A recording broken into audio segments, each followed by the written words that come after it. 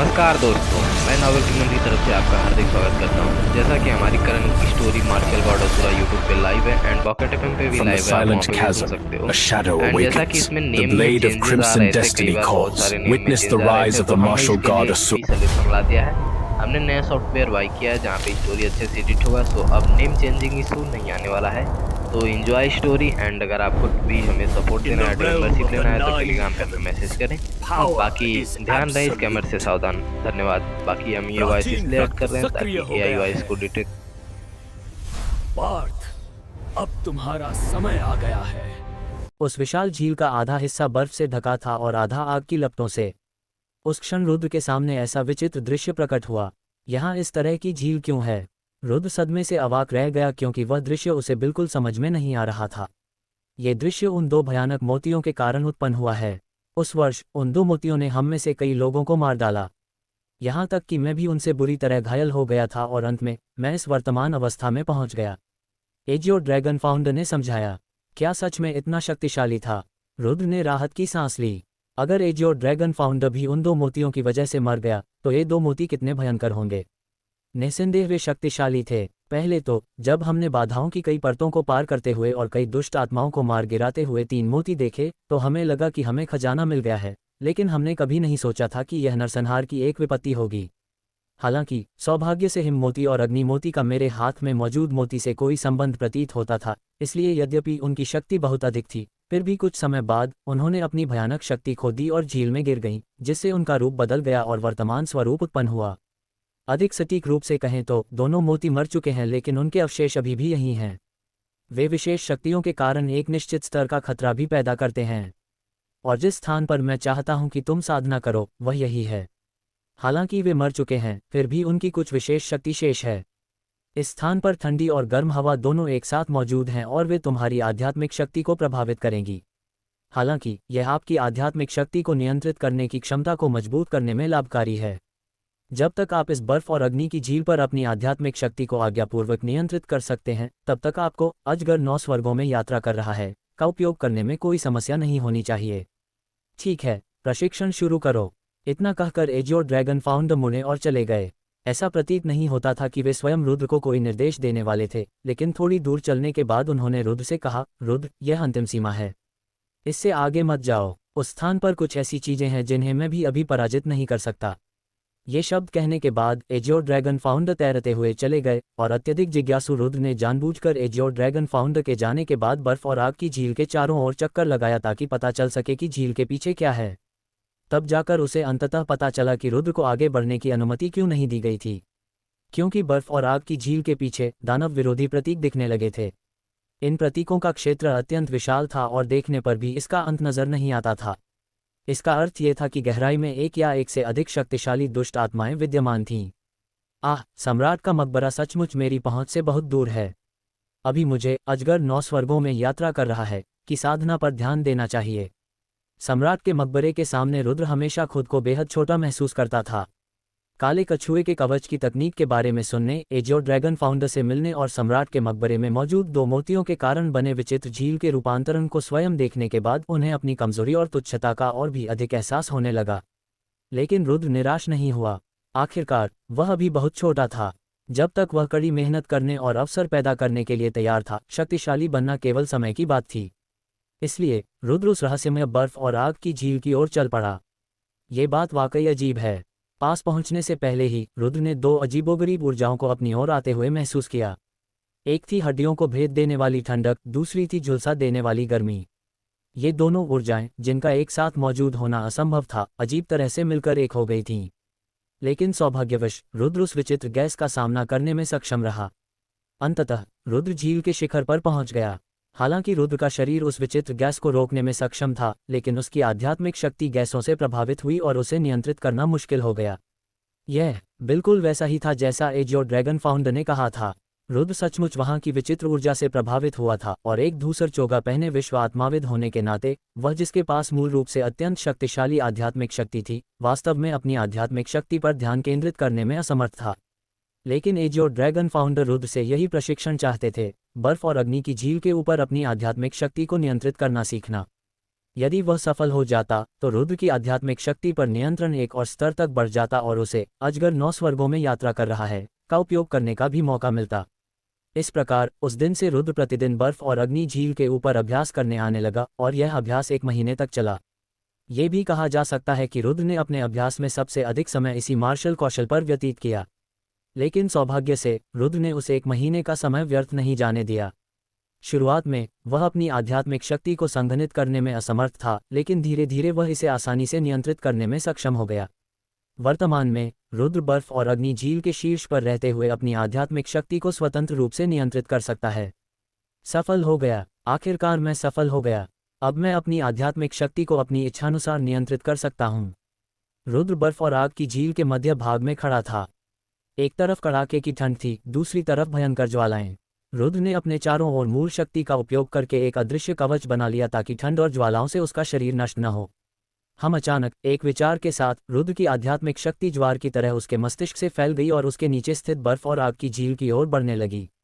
अपनी आध्यात्मिक शक्ति पर सफलतापूर्वक नियंत्रण प्राप्त करने के बाद उसने अजगर 9 स्वर्गों में यात्रा कर रहा है कि गंभीर युद्धकला का अभ्यास करने में जल्दबाजी नहीं की। वह 2 भयानक मोतियों द्वारा रूपांतरित बर्फ और अग्नि की झील को बारीकी से महसूस करना चाहता था। रुद्र की आध्यात्मिक शक्ति ज्वालाओं को भेदते हुए बर्फ की परत को पार करते हुए सीधे गहरे क्षेत्रों में पहुंच गई।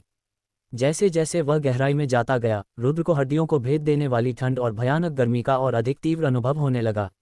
अरे बाप रे! अचानक रुद्र की आंखें चौड़ी हो गईं और उसका पूरा शरीर एक झटके में कांप उठा। उसकी आंखों में अभूतपूर्व भय और बेचैनी उमड़ पड़ी। जब उसकी आध्यात्मिक शक्ति झील के सबसे गहरे हिस्से तक पहुंची तो उसने 2 प्रकार के जीवन का अनुभव किया। ऐसा प्रतीत हुआ कि वे जीव 1000 वर्षों से गहरी नींद में सो रहे थे, लेकिन उसकी आध्यात्मिक शक्ति के कारण वे अचानक जागृत हो गए। धमाका! ठीक उसी समय रुद्र के पैरों के नीचे एक जोरदार विस्फोट हुआ। उसी क्षण एक प्रचंड शक्ति की लहर आकाश में उठी। उस प्रबल शक्ति ने रुद्र को सीधे हवा में उठा दिया और उसी क्षण रुद्र के चारों ओर बर्फ के टुकड़े हवा में छा गए और साथ ही भयंकर ज्वालाएं उठने लगीं। 1000 वर्षों से बंद पड़ी बर्फ और अग्नि की झील पुनर्जीवित हो उठी। धिक्कार है, लगता है मैंने कुछ ऐसा कर दिया है जिसे सुधारा नहीं जा सकता। उसी क्षण बिना ज्यादा सोचे समझे रुद्र समझ गया कि क्या हुआ है। जाहिर है उस साल के वे 2 भयानक मोती मरे नहीं थे। वे बस झील की तलहटी में सो रहे थे और अनजाने में रुद्र ने उन्हें जगा दिया था। ये सोचकर कि उन 2 मोतियों से इतने सारे विशेषज्ञ मारे गए और यहाँ तक कि जो ड्रैगन फाउंडर भी उन्हीं के हाथों मारे गए, रुद्र को ज्यादा सोचने की जरूरत नहीं पड़ी। उसने हवा में ही अपने शरीर को तेजी से समायोजित किया और शाही आकाश तकनीक का उपयोग करते हुए एजियो ड्रैगन फाउंडर की दिशा में तेजी से दौड़ पड़ा। धमाका! लेकिन कुछ ही पलों के लिए दूर उड़ने से पहले उसके पीछे एक और धमाका हुआ। उसी समय अत्यधिक ठंड और भीषण गर्मी की लहरें, 2 प्रकार की आभाएं, झील से एक साथ निकलीं। सिर घुमाकर देखने पर रुद्र की आंखें अचानक सिकुड़ गईं और उसके चेहरे पर भय छा गया, क्योंकि वह स्पष्ट रूप से देख सकता था कि एक नीले रंग का मोती और एक लाल रंग का मोती 2 शैतानों की आंखों की तरह अविश्वसनीय गति से उसकी ओर उड़ रहे थे। रुद्र, जल्दी करो, मुझे अपने शरीर पर नियंत्रण करने दो, नहीं तो तुम्हारी मौजूदा गति से उनके पीछा करने से बचना नामुमकिन होगा। एग्नि चिल्लाने लगी क्योंकि उसने देखा कि स्थिति ठीक नहीं चल रही है। नहीं, अब बहुत देर हो चुकी है। लेकिन रुद्र का चेहरा राख जैसा हो गया था, क्योंकि उसने साफ देखा कि 2 भयानक मोती पलक झपकते ही उसके सामने प्रकट हो गए थे। भले ही वह अग्नि ही क्यों न हो, इतनी तेजी से उन्हें हटाना नामुमकिन था। धमाका! ठीक उसी समय दोनों मोती रुद्र के शरीर से टकरा गए।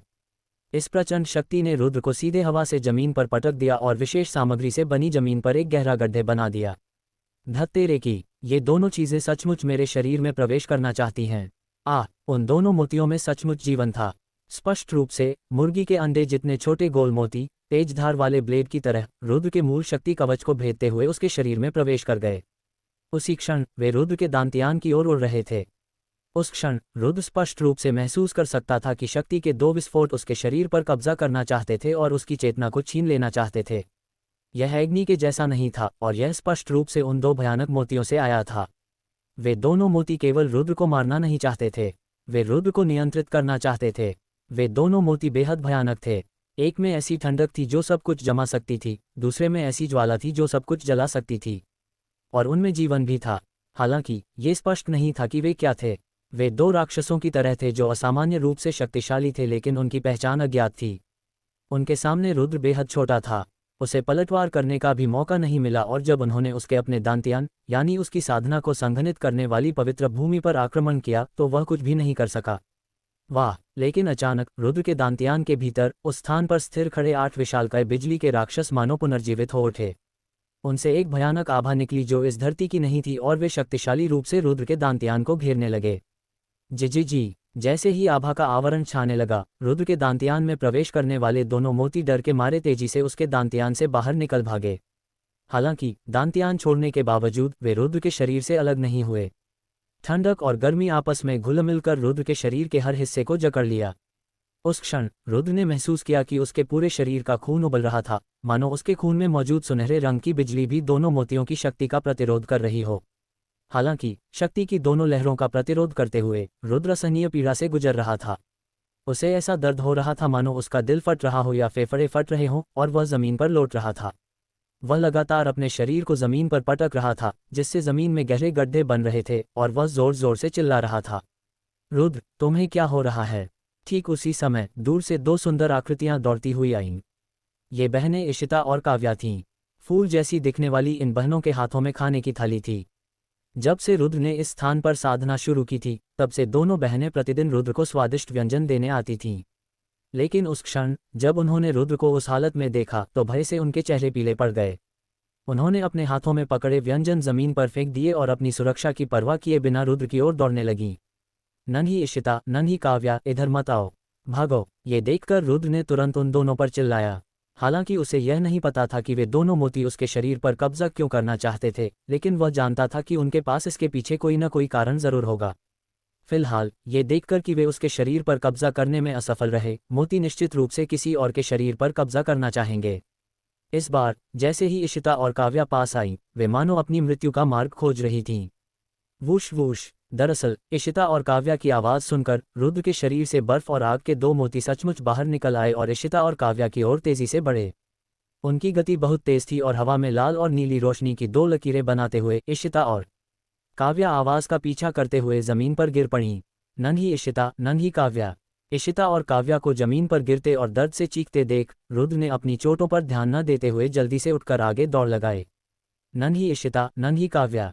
जब रुद्र पास आया और उसने इशिता और काव्या को देखा तो उसका पहले से तनावपूर्ण चेहरा और भी ज्यादा घबराया हुआ दिखने लगा। उसकी नाक भी बंद होने लगी और उसकी आंखों में आंसू बहने लगे, क्योंकि इस समय इशिता की पहले की बर्फीली सफ़ेद त्वचा नीली हो गई थी और उसकी नीली त्वचा के ऊपर बर्फ की एक मोटी परत जम गई थी। बर्फ फैलने लगी और इशिता के लंबे स्कर्ट तक पहुंचकर उसके पूरे शरीर को जमा दिया। काव्या में भी बहुत बड़ा बदलाव आया। उसकी बर्फ जैसी निर्मल त्वचा लाल लपटों जैसी लाल हो गई और उसके शरीर से ऊष्मा की कई परतें निकलने लगीं। दोनों के चेहरे पीड़ा से भरे हुए थे। अपनी प्रेमिकाओं को इतनी पीड़ा सहते देख, जबकि खुद को असहाय और शक्तिहीन देखकर रुद्र का दिल दुख से भर उठा। वह मन ही मन जोर से चिल्लाया, एग्नि, एग्नि! जल्दी कोई उपाय सोचो, उन्हें कैसे बचाया जा सकता है? जल्दी मेरी मदद करो! लेकिन रुद्र की घबराहट के विपरीत एग्नि असामान्य रूप से शांत लग रही थी। ये शांति सामान्य नहीं थी और उसने बेहद कड़वट भरे स्वर में रुद्र से आग्रह किया, कोई उपाय नहीं है। ये दोनों चीजें बहुत शक्तिशाली हैं और आपकी साधना से आप इन्हें दबा नहीं सकते। वे इशिता और काव्या के शरीर पर कब्जा करना चाहते हैं और उनके शरीर को जीवित रहने के लिए एक पात्र के रूप में उपयोग करना चाहते हैं। रुद्र, जल्दी भागो! अभी उनकी चेतना पहले से ही अस्त व्यस्त है और बहुत जल्दी वे बेहोश हो जाएंगे। जब उनके शरीर पर पूरी तरह से कब्जा हो जाएगा तो वे पूरी तरह से मर जाएंगे। उस समय जिन 2 शक्तियों ने उनके शरीर पर कब्जा किया है, वे निश्चित रूप से तुम्हें मार डालेंगी। नहीं, मैं नहीं जा सकता। मैं उन्हें कैसे छोड़ सकता हूं और उनकी परवाह न करूं? हालांकि रुद्र न केवल भागा नहीं, बल्कि उसने अपनी बाहें खोलकर इशिता और काव्या को जमीन से उठाकर कसकर गले लगा लिया।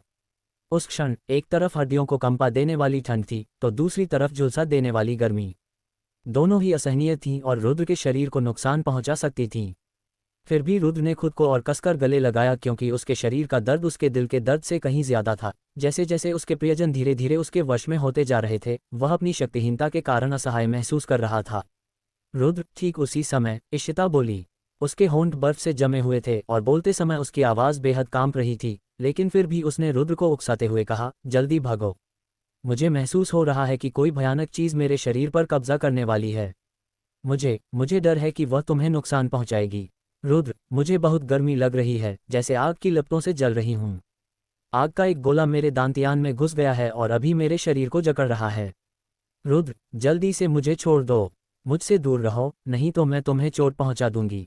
उसी समय काव्या ने भी बहुत कमजोर आवाज में कहा, नहीं, मैं नहीं जाऊंगी, चाहे मौत आ ही जाए, हम साथ ही मरेंगे। रुद्र बेहद दृढ़ था, भले ही उसके बाईं ओर के कपड़े जलकर राख हो रहे थे और उसकी त्वचा धीरे धीरे झुलस रही थी, भले ही उसके दाईं ओर की ठंड उसके शरीर में प्रवेश कर रही थी और उसकी हड्डियों में भी बर्फ जम रही थी, उसने बिना किसी पछतावे के दोनों सुंदरियों को और भी कसकर गले लगा लिया। रुद्र, कमीने, अगर तुम मरना चाहते हो तो मैं तुम्हें नहीं रोकूंगी, लेकिन मुझे अपने साथ मत घसीटो। रुद्र को मरते देख अग्नि पागलों की तरह चिल्लाने लगी। अग्नि की चीख सुनकर रुद्र दुविधा में पड़ गया।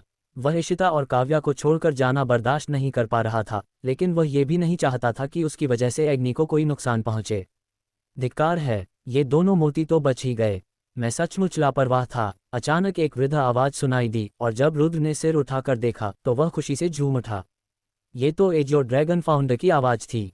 वर्तमान में एजियो ड्रैगन फाउंडर एक नीले अजगर पर खड़े थे और उनके शरीर पर लिपटा हुआ वस्त्र हवा के बिना लहरा रहा था। इशिता और काव्या की हालत देखकर हालांकि वे बहुत हैरान थे, लेकिन उन्होंने ज्यादा घबराहट नहीं दिखाई और एक कुशल विद्वान की तरह व्यवहार किया। रुद्र, जल्दी करो, एजियो ड्रैगन फाउंडर ने जोर से चिल्लाया। रुद्र ने जरा भी देर नहीं की और जल्दी से अपनी बाहों में बंद इशिता और काव्या को छोड़ दिया। हम ठीक उसी समय एजियो ड्रैगन फाउंडर की विशाल आस्तीन के इशारे से एक नीले रंग की आत्मिक संरचना प्रकट हुई। विचित्र और विशेष पैटर्न वाली इस संरचना ने इशिता और काव्या दोनों को घेर लिया। Whoosh whoosh whoosh. इसके तुरंत बाद एजियो ड्रैगन फाउंडर ने हवा में लगातार 2 मोहर अक्षर बनाए। मोहर अक्षर प्रतीकों से संघनित और निर्मित होकर हवा में ऐसे स्थिर हो गए मानो उनमें जीवन हो। फिर एजियो ड्रैगन फाउंडर ने इशिता और काव्या की ओर इशारा करते हुए हल्के से चिल्लाया, सील। 2 अक्षर मोहर क्रमशः इशिता और काव्या की आत्मिक संरचना पर अंकित हुए। उस क्षण इशिता और काव्या के चेहरे पर दर्द का भाव कम हो गया, मानो उनके शरीर में मौजूद भयानक मोती नियंत्रित हो गए हों।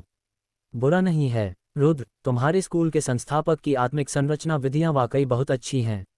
मेरा अनुमान है कि अगर वो अभी भी जीवित होते तो वो सिर्फ एक साधारण नील चोगा विश्व आत्माविद नहीं होते, वो बैंगनी चोगा विश्व आत्माविद के स्तर के बहुत करीब होते। एग्नि ने दुर्लभ प्रशंसा करते हुए कहा। रुद्र एजियो ड्रैगन फाउंडर के तरीकों से स्तब्ध रह गया। एक विश्व आत्माविद होने के नाते इशिता और काव्या की स्थिति को देखते हुए रुद्र ने उनके साथ मरने का ही विकल्प चुना, क्योंकि इसके अलावा उसे सच में कोई और रास्ता नहीं सूझ रहा था। वह बेहद असहाय था, लेकिन एजियो ड्रैगन फाउंडर, जिसका इस समय भौतिक शरीर भी नहीं था, जो केवल चेतना मात्र था, उसने अपनी विश्व आत्माविद तकनीकों का उपयोग करते हुए दोनों मोतियों को अस्थायी रूप से उनके शरीरों में दबा दिया। ये कहना गलत नहीं होगा कि यही शक्ति में भारी अंतर था। सौभाग्य से, हालांकि दोनों मोती अभी तक मरे नहीं हैं, लेकिन वे पहले जितने शक्तिशाली नहीं हैं। फिर भी मैं उन्हें दबा नहीं सकता। अगर मुझे उन्हें नियंत्रित करना है तो मुझे उस मोती पर निर्भर रहना होगा। जैसे ही एजियो ड्रैगन फाउंडर ने बोलना शुरू किया, उन्होंने अपनी विशाल आस्तीन फिर से लहराए। रुद्र के पैरों से हवा का एक झोंका उठा और उसे, इशिता और काव्या को हवा में उड़ा ले गया। फिर वे विशाल नीले अजगर के ऊपर जा गिरे। गर्जन। विशालकाय अजगर की दहाड़ के साथ रुद्र को लगा कि उसके आसपास का दृश्य धुंधला हो गया है, लेकिन एक पल बाद वह उस जगह लौट आया जहां सभी लोग आराम कर रहे थे। वह उस क्रिस्टल ताबूत के सामने पहुंचा जिसमें एजियो ड्रैगन फाउंडर के अवशेष रखे थे। धमाका। उसी क्षण एजियो ड्रैगन फाउंडर ने अपना हाथ उठाया और हथेली से प्रहार किया, जिससे उनके अवशेषों को संरक्षित करने वाला क्रिस्टल ताबूत चकनाचूर हो गया। उसी समय एजियो ड्रैगन फाउंडर के अवशेषों के ऊपर स्थित मोती से भी अत्यंत चकाचौंध भरी रोशनी निकली। पूर्वज, ये कौन है? ये देखकर कि एजियो ड्रैगन फाउंडर ने तुरंत ही अपने ताबूत को नष्ट कर दिया, रुद्र का चेहरा संदेह से भर गया। लेकिन बाद में उसे आखिरकार पता चल गया कि एजियो ड्रैगन फाउंडर क्या करना चाहता था। अपने क्रिस्टल ताबूत को चकनाचूर करने के बाद एजियो ड्रैगन फाउंडर ने अभ्यासित विधियों का प्रयोग करते हुए एक आत्मिक संरचना बनाना शुरू किया। यह कोई साधारण आत्मिक संरचना नहीं थी, बल्कि एक सीलिंग आत्मिक संरचना थी। यह एक अत्यंत उच्च स्तरीय सीलिंग संरचना थी, इतना उच्च स्तरीय कि रुद्र केवल इसके प्रकार का अनुमान लगा सकता था, वह इसे छू भी नहीं सकता था।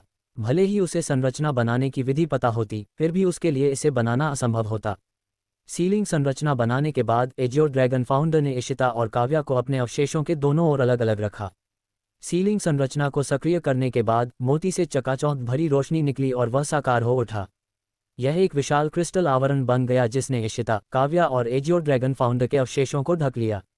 रुद्र, हालांकि दोनों मोतियों की शक्ति पहले जितनी प्रबल नहीं है, लेकिन मेरी वर्तमान स्थिति में मेरे पास उन्हें पूरी तरह से दबाने का कोई तरीका नहीं है। इशिता और काव्या के शरीरों से उन्हें निकालने की तो बात ही छोड़ दें।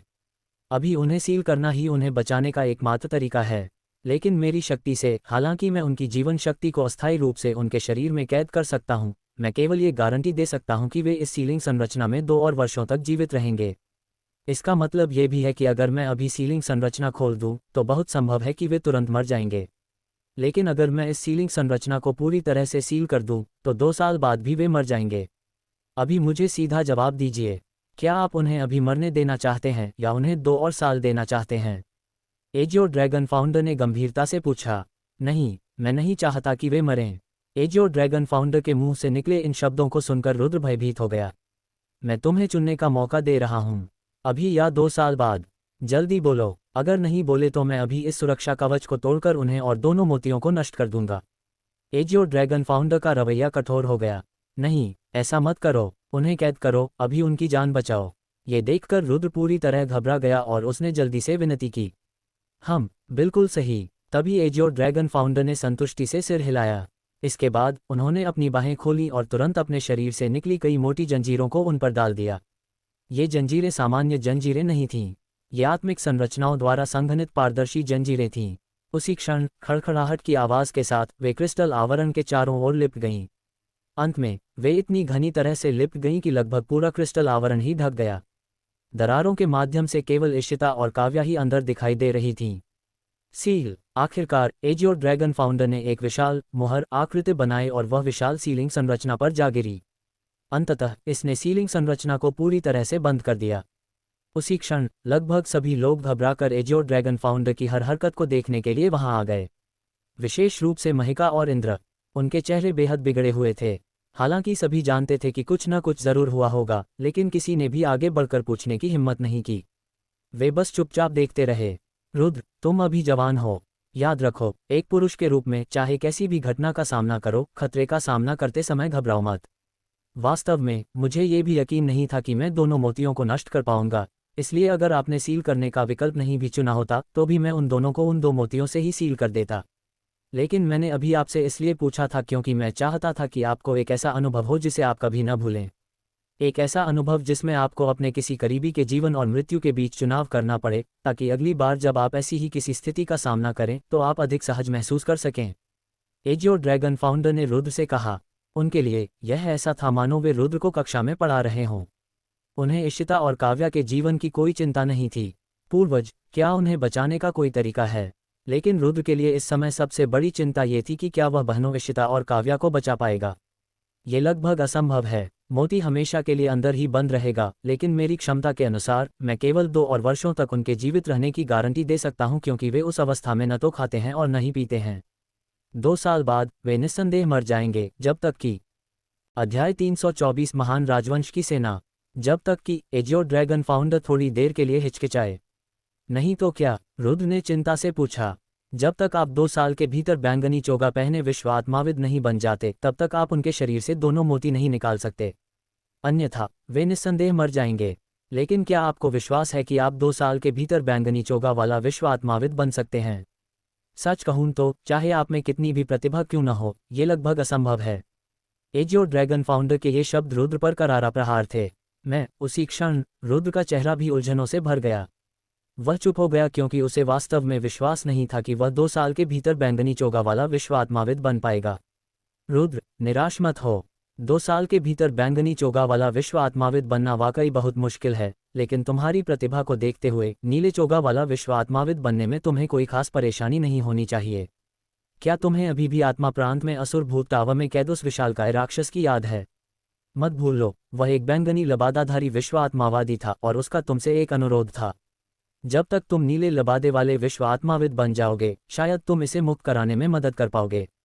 उस समय क्या इशिता और काव्या को बचाने के लिए उससे विनती करना उचित नहीं होगा? ठीक उसी समय एग्नि ने गंभीरता से याद दिलाया। हाँ, बिल्कुल सही एग्नि, तुम सही हो। नन्ही इशिता और नन्ही काव्या को अभी भी बचाया जा सकता है।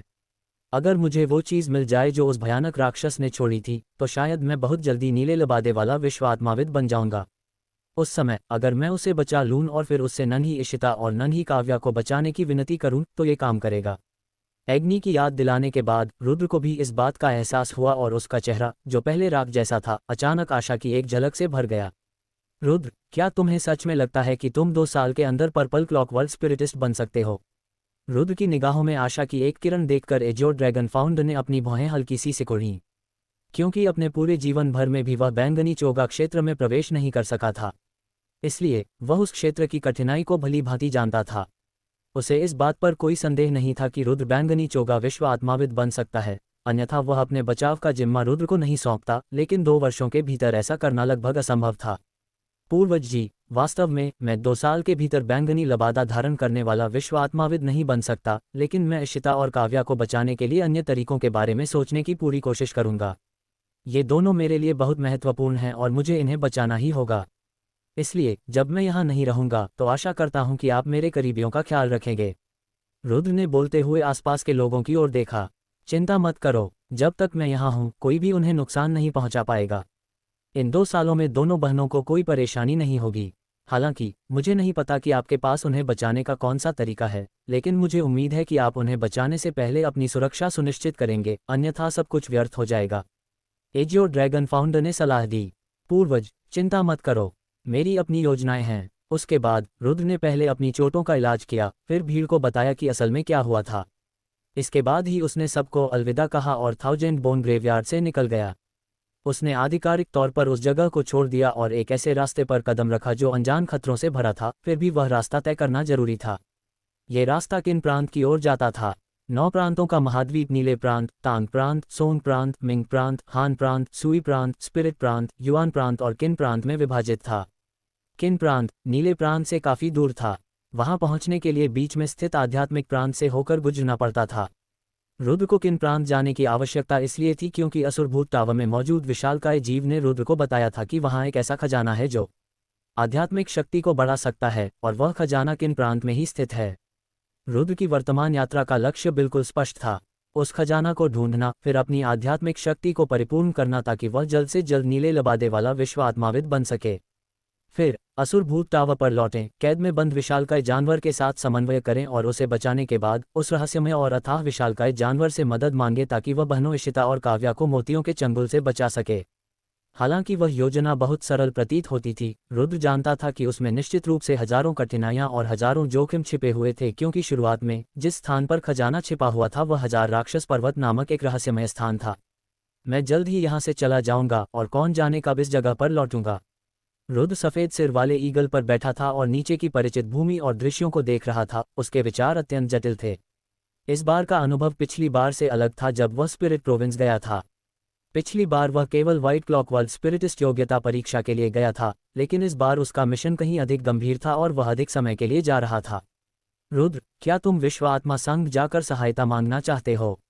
हालांकि वहां कोई बैंगनी चोगा पहने विश्व आत्मा विशेषज्ञ नहीं है, मुझे यकीन है कि वे थोड़ी मदद कर सकते हैं। एग्नी ने कहा, नहीं, मैं विश्व आत्मा संघ से ज्यादा परिचित नहीं हूं, इसलिए मुझे डर है कि अगर उन्हें उस विशालकाय जानवर द्वारा छोड़ा गया खजाना दिखेगा तो उनके दिलों में लालच जाग उठेगा और वे उसे अपने लिए ले लेंगे। रुद्र ने जवाब दिया। रुद्र की बात सुनकर एग्नी को भी लगा कि यह बात बिल्कुल सही है। फिर वह खिलखिलाकर हंसते हुए बोली, लगता है तुम काफी समझदार हो गए हो, है ना? मैं बिल्कुल सही थी बेटा, तुम्हारा भविष्य बहुत उज्ज्वल है। एग्नी तो बिल्कुल पिस्ता जैसी थी।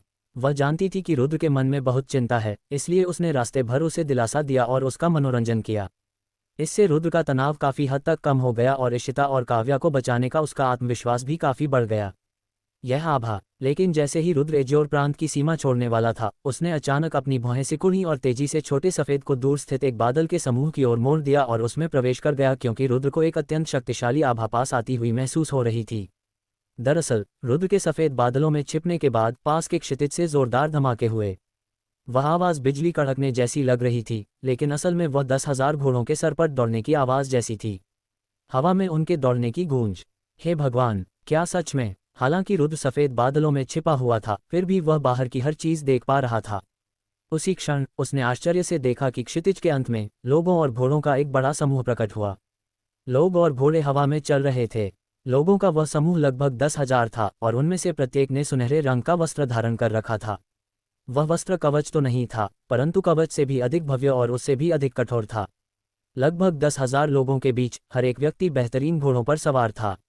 ये घोड़े सामान्य घोड़ों से कहीं बड़े थे और असाधारण रूप से प्रभावशाली भी थे, मानो घोड़ों के राजा हों, क्योंकि उनमें एक अलग ही आभा थी। सबसे खास बात यह थी कि ये घोड़े बेहद तेज गति से हवा में रह सकते थे। लेकिन इतना ही काफ़ी नहीं था। हवा में उड़ने वाले घोड़ों के अलावा वहाँ एक विशाल सुनहरे रंग का रथ भी था। रथ को खींचने वाला घोड़ा नहीं, बल्कि एक विशालकाय जानवर था। एक ऐसा विशालकाय जानवर जो हवा में उड़ सकता था, और अगर रुद्र को गलतफहमी नहीं थी तो वह स्वर्गलोक का एक विकराल राक्षस होना चाहिए था। स्वर्गलोक के एक विशालकाय जानवर को किसी ने वश में कर लिया और उसे रथ खींचने वाले गुलाम के रूप में रख लिया।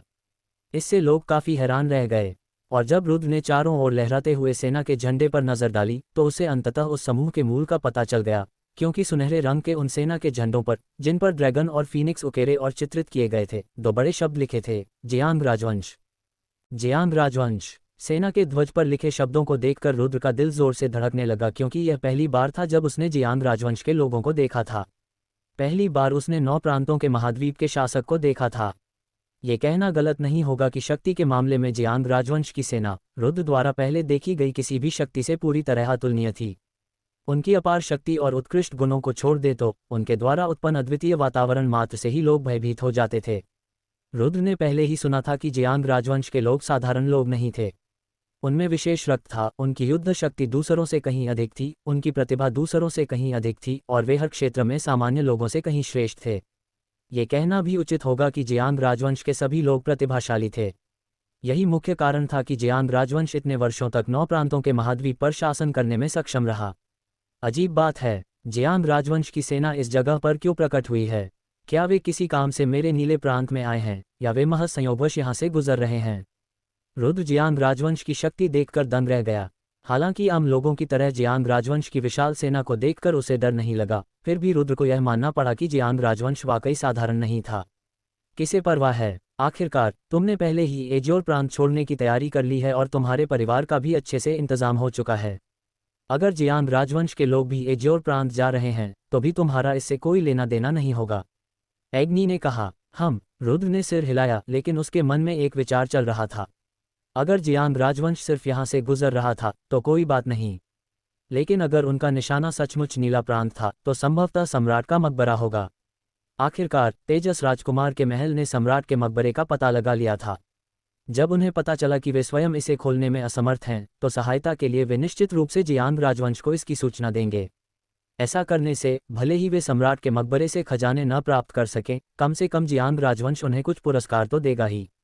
लेकिन रुद्र को ज्यादा चिंता नहीं थी, क्योंकि वह सम्राट मकबरे की भयावहता को भली भांति जानता था और उसे ये भी अच्छी तरह पता था कि भले ही जियांग राजवंश की सेना ही क्यों न हो, वे सम्राट मकबरे के भीतर गहराई तक प्रवेश नहीं कर पाएंगे। केवल अपने सर्वश्रेष्ठ विशेषज्ञों को भेजने पर ही उन्हें सम्राट मकबरे से कुछ लाभ प्राप्त करने का अवसर मिल सकता था। इसलिए जियांग राजवंश की सेना के चले जाने के बाद रुद्र भी सफ़ेद बादलों से बाहर निकलकर किन प्रांत की ओर बढ़ गया। जियांग राजवंश की सेना कहाँ गई? ये रुद्र की भविष्यवाणी के अनुसार तेजस राजकुमार के महल में ही पहुंची।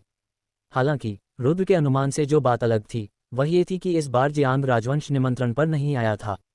जल्दी करो, जल्दी से महल के स्वामी को बुलाओ। जियांग राजवंश की सेना भव्य और शक्तिशाली रूप से आकाश से उतरी। वे सचमुच स्वर्ग से उतरे सैनिकों और सेनापतियों के समान दिख रहे थे। इससे लोगों में अथाह भय फैल गया और उसी क्षण नीले प्रांत के अधिपति तेजस राजकुमार के महल में अफरा तफरी मच गई। राजकुमार के महल के पूर्व अभिमानी लोग भी अत्यधिक भयभीत हो गए। महोदय, मैं प्रणव हूँ। मुझे नहीं पता था कि आप लोग इस महल में आकर अपना सम्मान प्रकट करेंगे, इसलिए मैं आपका अभिवादन करने बाहर नहीं आया। कृपया मेरी गलती के लिए मुझे क्षमा करें। प्रणव भी घबरा गया। अगर जियांग राजवंश से केवल 1 या 2 लोग आते तो वह इसे बर्दाश्त कर लेता, लेकिन इस समय जियांग राजवंश की एक असली सेना उसके तेजस राजकुमार के महल में आ गई थी। इससे वह असमंजस में पड़ गया और बेहद भयभीत हो गया। वह अनियंत्रित रूप से बेचैन महसूस कर रहा था। और ठीक इसी समय एक विशालकाय जानवर द्वारा खींचे जा रहे सुनहरे रंग के रथ से सुनहरे रंग का चोला पहने एक पुरुष धीरे धीरे बाहर निकला। वह एक युवक था, 2 मीटर लंबा, सुगठित शरीर, सिर पर सोने का ड्रैगन मुकुट, कंधों तक लहराते काले बाल और बर्फ जैसा सफ़ेद चेहरा फिर भी लोगों को एक अजीब सी निर्मल ठंडक का एहसास कराता था। खासकर उसकी आंखें, उनसे अतुलनीय दबंगता और क्रूरता झलकती थी, जिससे किसी की भी आंखों में सीधे देखने की हिम्मत नहीं होती थी। प्रभु, स्वामी मयंक, उस व्यक्ति को देखते ही प्रणव का चेहरा कागज की तरह पीला पड़ गया और उस पर खून का कोई निशान नहीं बचा। उसकी आंखों में अवर्णनीय भय उमड़ पड़ा। ये स्पष्ट था कि वह अपने से काफी छोटे उस युवक से कितना डरा हुआ था। प्रणव, क्या तुम्हें अपने अपराधों का ज्ञान है? मयंक नामक निर्मम चेहरे वाले व्यक्ति ने उतनी ही ठंडी आवाज में पूछा। महाराज, आपका क्या मतलब है? प्रणव बुरी तरह डर गया था। जब मयंक ने उससे इस तरह पूछा, जबकि वह पहले से ही बहुत असहज था, तो वह इतना भयभीत हो गया कि उसे समझ नहीं आ रहा था कि क्या करे और क्या जवाब दे। झटका, लेकिन प्रणव के बोलने से पहले ही मयंक ने अचानक अपना हाथ उठाया, उससे चील के पंजे का आकार बनाया और उसकी हथेली से असीम शक्ति निकली। पल भर में उसने प्रणव को जमीन से उठाकर अपनी हथेली में ले लिया। उसी क्षण मयंक ने एक हाथ से प्रणव के दिमाग को कसकर पकड़ लिया। स्वर्गलोक में रहने वाले प्रणव ने चाहे जितना भी संघर्ष किया हो, वह उसकी पकड़ से बच नहीं सका। उसी क्षण मयंक ने तेजस राजकुमार के महल के उन लोगों की ओर अपनी बर्फीली ठंडी निगाह डाली, जो भय से भरे चेहरों के साथ जमीन पर घुटने टेक कर बैठे थे, और बोले। तेजस राजकुमार के महल के स्वामी प्रणव को शाही दरबार द्वारा एजियोर प्रांत का शासन सौंपा गया था। हालांकि जब उन्होंने एजियोर प्रांत में एक रहस्यमय मकबरा खोजा, तो उन्होंने न केवल तुरंत राजवंश को इसकी सूचना नहीं दी, बल्कि उन्होंने चुपके से मकबरा खोल दिया ताकि राजवंश के खजाने को अपने पास रख सकें। यह एक घोर अपराध है और उन्हें तुरंत मौत की सजा दी जानी चाहिए। हे प्रभु, दया करो! हे प्रभु, दया करो! मयंक के ये शब्द सुनकर प्रणव का चेहरा डर से बैंगनी पड़ गया और वह जोर जोर से अपनी जान की भीख मांगने लगा। हालांकि मयंक ने उसकी जरा भी परवाह नहीं की। अचानक उसकी हथेली ने वार किया और एक जोरदार प्रहार के साथ तेजस राजकुमार के महल के कई लोगों के सामने उसने तेजस राजकुमार के महल के स्वामी प्रणव का सिर चूर चूर कर दिया। हे प्रभु, दया करो! हे प्रभु, दया करो! उसी क्षण तेजस राजकुमार के महल में मौजूद सभी लोग अपनी जान बचाने के लिए गिड़गिड़ाने लगे। उन्हें गहरा डर था कि कहीं उनका भी वही हश्र न हो जो प्रणव का हुआ था, क्योंकि 9 प्रांतों के महाद्वीप में जियांग राजवंश ही एकमात्र शासक था और वही कानून थे। कोई भी उन्हें नाराज करने की हिम्मत नहीं करता था, क्योंकि उन्हें नाराज करने का एक ही परिणाम होता था, मृत्यु। सब लोग ध्यान से सुनो। आज से एजियोर प्रांत का शासन सीधे मेरे जियांग राजवंश के अधीन होगा। आप सभी मेरे राजवंश की सेवा कर सकते हैं, लेकिन अगर आप में से किसी ने भी थोड़ी सी भी बेवफाई दिखाई, तो भविष्य में आपका भी वही हाल होगा जो आज प्रणव का हुआ। मयंक की आवाज़ गरजती हुई और लहजा बर्फ जैसा ठंडा था जब उन्होंने भीड़ से जोर से कहा, हम राजवंश की सेवा करने के लिए तैयार हैं। हम जरा भी स्वार्थ नहीं कर सकते। ये देखकर तेजस राजकुमार के महल में मौजूद भीड़ ने मानो अपने ऊपर से एक भारी बोझ उतार दिया हो और कृतज्ञता से भरे चेहरों के साथ प्रणाम किया। उसके बाद जियांग राजवंश की सेना ने तेजस राजकुमार के महल में सब कुछ अपने कब्जे में ले लिया। उन्होंने वास्तव में नीले प्रांत का व्यक्तिगत रूप से प्रबंधन करने की योजना बनाई थी। उसी क्षण तेजस राजकुमार के महल में स्थित एक अत्यंत आलीशान महल के भीतर मयंक जाने के लिए पूरी तरह तैयार था। ऐसा लग रहा था कि वह कहीं जाने की योजना बना रहा है, और उसके पीछे सफ़ेद और भूरे बालों वाला एक बूढ़ा व्यक्ति था। उस बूढ़े व्यक्ति की आभा बहुत प्रबल थी, स्पष्ट रूप से वह स्वर्गलोक का विशेषज्ञ था। लेकिन मयंक के सामने वह असामान्य रूप से विनम्र लग रहा था और उसने अत्यंत आदरपूर्वक पूछा, महाराज, सब कुछ व्यवस्थित है? क्या हम उस मकबरे की जांच करने चलें? नहीं, मकबरा पहले से ही हमारे नियंत्रण में है, इसलिए हम किसी भी समय जा सकते हैं। दूसरी ओर, चूंकि मैं अभी अभी एजियोर प्रांत में आया हूं, तो मुझे किसी से मिलने जाना ही होगा। मयंक का लहजा एकदम ठंडा था, मानो उसमें भावनाओं का कोई नामोनिशान न हो। चाहे वह उसके अपने कबीले का ही कोई व्यक्ति हो, उसका व्यवहार एक जैसा ही रहता। क्या आपको मेरे साथ चलने की ज़रूरत है? बूढ़े व्यक्ति को शायद पता था कि मयंक किसे ढूंढने जा रहा है, इसलिए उसने विनम्रतापूर्वक निर्देश मांगे। कोई ज़रूरत नहीं, मैं ही काफ़ी हूँ। मयंक ने हाथ हिलाया और उसके बाद हवा का एक झोंका उठा और उसका शरीर पूरी तरह से गायब हो गया। उसने अपनी आभा का एक भी अंश नहीं छोड़ा और वह पहले ही उस जगह की ओर बढ़ रहा था जहां वह जाना चाहता था। नीले प्रांत की 100 मोड़ों वाली घाटी में बादलों में स्थित हॉल के बाहर मयंक तेजी से आगे बढ़ रहा था। हालांकि उसने अनुमति के बिना हॉल के बाहर बने आत्मिक संरचना में प्रवेश नहीं किया। आदरपूर्वक चेहरे के साथ वह बादलों के ऊपर खड़ा हुआ और विनम्र स्वर में बोला, महाराज, मैं मयंक हूँ और मैं आपसे मिलने आया हूँ। प्रवेश करो। मंदिर के हॉल के भीतर से धनंजय की आवाज गूंजी। यह न ऊंची थी, न नीची, न हल्की, न भारी। तभी मयंक ने आगे बढ़ने का साहस किया। जैसे ही वह आगे बढ़ा, सुरक्षा की सभी परतें खुल गईं। यहाँ तक कि हॉल का दरवाजा भी खुल गया। हॉल के अंदर धनंजय किसी और के साथ शतरंज खेल रहा था। वह व्यक्ति कौन था? ये तो स्वाभाविक ही था कि वह चिराग था जिसे उस दिन धनंजय ने बचाया था। समाप्त हो गया। धनंजय ने मयंक की ओर सीधे नहीं देखा। शतरंज खेलते हुए उसने पूछताछ के लिए यह बात कही, महाराज, मैंने आपके निर्देशों का पालन किया है और काम पूरा हो चुका है। प्रणव को मैंने मौके पर ही मार डाला है। मयंक ने आदरपूर्वक उत्तर दिया। हम मकबरे के प्रवेश द्वार पर एक अच्छी तरह से सुरक्षा कवच बनाओ। अपनी सेना का नेतृत्व करो और स्वयं वहां पहरा दो। मेरे आदेश के बिना अभी इसे मत खोलना। धनंजय ने कहा। महाराज, प्रवेश द्वार को सील करने से पहले क्या हमें मकबरे की स्थिति का पता लगाने के लिए उसके आसपास जाकर निरीक्षण करना चाहिए? मयंक ने कहा। इसे निर्धारित करने की कोई आवश्यकता नहीं है, यह एक सम्राट का मकबरा है। धनंजय ने शांत भाव से कहा। क्या ये सचमुच सम्राट का मकबरा है? ये शब्द सुनकर मयंक का चेहरा एकदम बदल गया और वह दंग रह गया। उसे समझ आ गया था कि धनंजय ने उसे मकबरे का द्वार बंद करने के लिए क्यों कहा था, ताकि वह अपनी सेना के साथ उसे खोल न सके। आइए, मैं आपको इनसे मिलवाता हूँ। ये है चिराग, तेजस राजकुमार के महल में चिराग वंश के मुखिया। अपनी सेना को काले कछुआ पर्वत श्रृंखला में ले जाने के बाद तेजस राजकुमार के महल का प्रबंधन इन्हें सौंप दीजिए। धनंजय ने चिराग की ओर देखा। मैं वरिष्ठ को प्रणाम करता हूँ। मयंक ने विनम्रतापूर्वक चिराग को प्रणाम किया।